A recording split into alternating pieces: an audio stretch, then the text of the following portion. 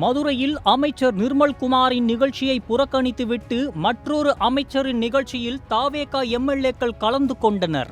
இதனால் நிர்மல்குமார் அதிருப்தியாகி நிகழ்ச்சியின் பாதியிலேயே வெளியேறிய சம்பவம் பரபரப்பை ஏற்படுத்தியுள்ளது.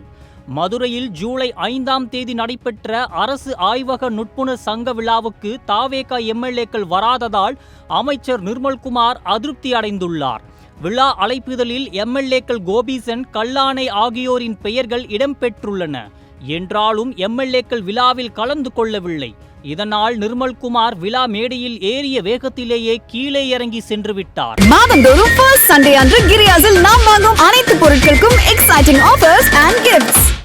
இந்த நிலையில் காங்கிரஸ் அமைச்சர் விஸ்வநாதன் விழாவில் தாவேகா எம்எல்ஏ கல்லானை கலந்து கொண்டதால் தான் அவரால் நிகழ்ச்சிக்கு வர முடியவில்லை என்று தகவல்கள் வெளியாகியுள்ளன.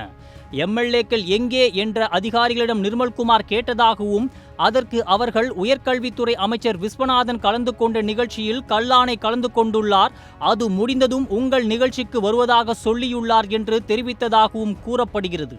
இதை கேட்டதும் அதிருப்தியாகி நிர்மல்குமார் நிகழ்ச்சியிலிருந்து உடனடியாக வெளியேறி சென்று விட்டாராம்.